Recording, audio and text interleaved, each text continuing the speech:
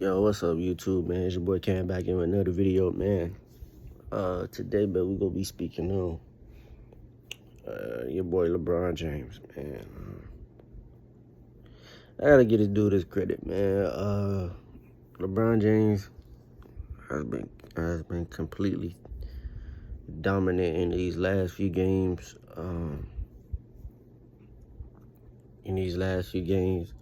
That the Lakers have been playing, and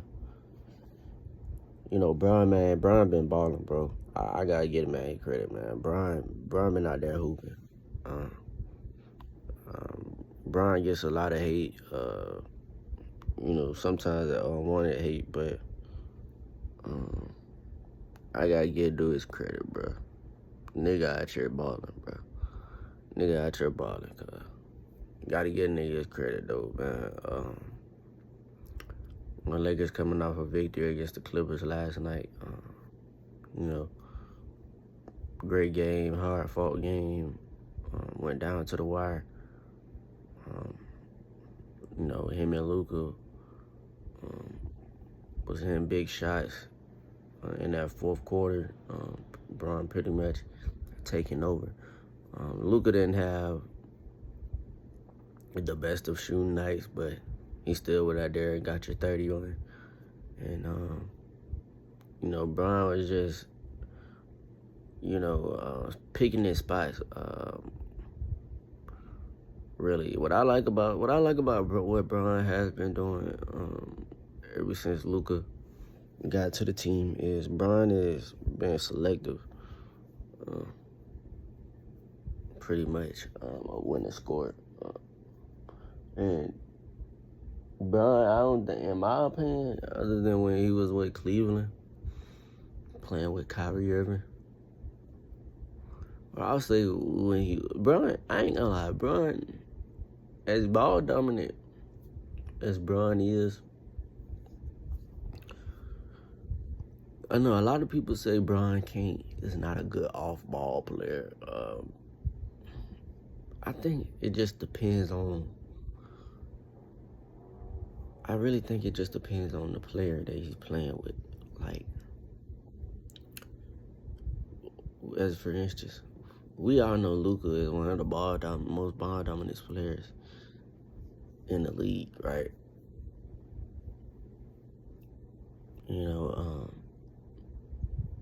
You have that in a sense of,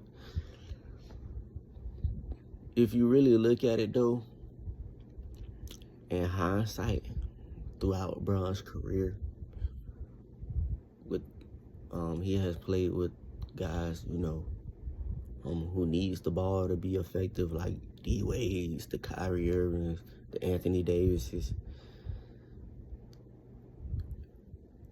If you really look at it though, he has had a lot of success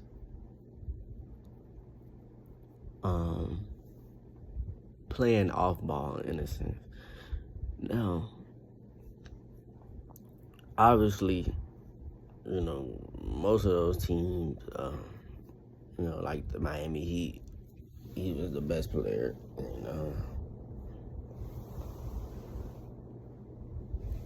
Cleveland, he's the best player. I guess say he's the best. Bron was the best player though. Bron pretty much have been the best player. Only time you can really say he wasn't the best player on the team, you can argue it probably was in 2020. No, I'd say 2016 and during that playoff run, because Kyrie was going crazy in that playoff run. But yeah, out of that, I mean, Bron has been the best player pretty much everywhere he's been. If we just be honest, keeping it real, taking the bias out of there. And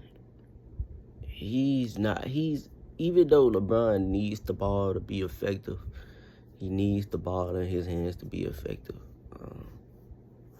I feel like he has gotten better playing off ball. Like, I think in Miami,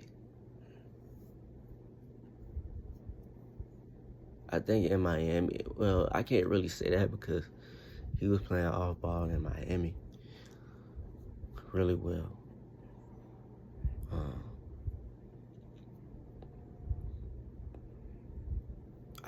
I really just think it depends on the type of player.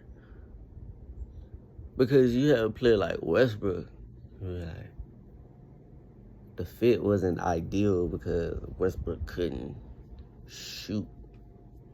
It's like, okay, he's ball dominant in you, and he's ball dominant and is not really a good shooter.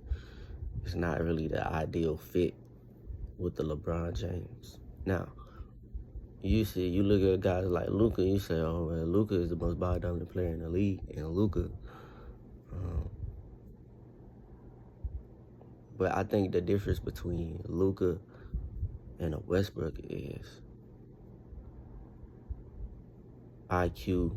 I think Luka has a very much higher basketball IQ than Westbrook. Even though Luka has his deficiencies,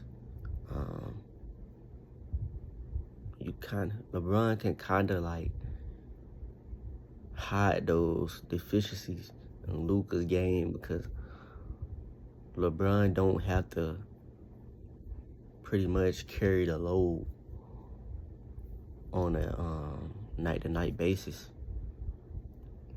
He can pretty much chill and just pick his spots like he's been doing.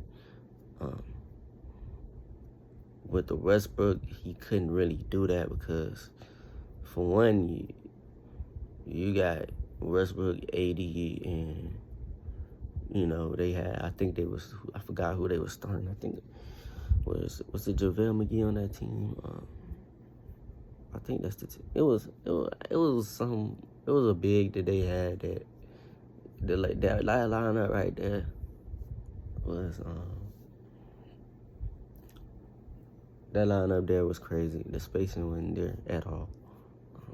Even though they had shooters like on that team, and they were old. I think that played a part too. They were pretty old. They had Melo on that team. They had a lot of old guys on that team. I think Trevor Ariza, old ass, was on that team. It's crazy to even think. A lot of people don't even remember that he was on that team.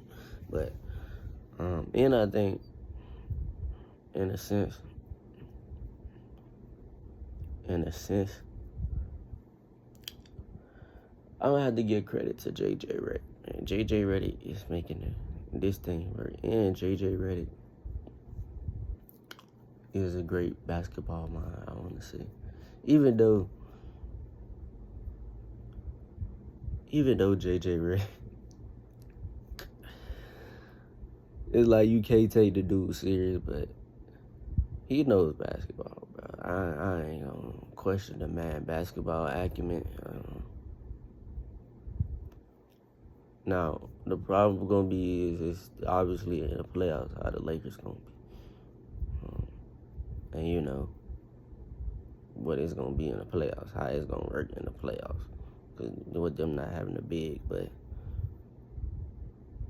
if Brian can continue to be selective and pretty much not getting in the way of Luka, and J.J. Redick has made that adjustment and putting the ball in Luka's hands and just have Brian play off him, which is a great idea, it was going to be the only idea that worked anyways because Luka can't really play off ball.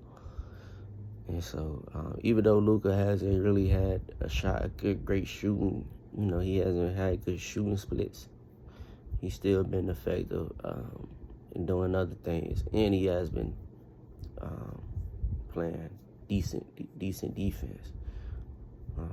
And the Lakers as a team has been great defensively throughout this stretch of games. And we'll see if they be able to keep this up. Throughout this stretch. They are playing a lot of games and throughout this stretch as well. So, we'll see if that, if they do start to fall off and lose some games, I think it'll be kind of, that'll be kind of the reason not to give them no excuse. But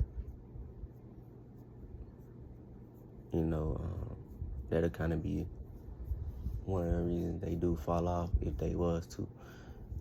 And I don't think this team can. They could possibly. Their ceiling, in my opinion, is a conference final. I think they can beat teams in the West, but at the same time, it's not like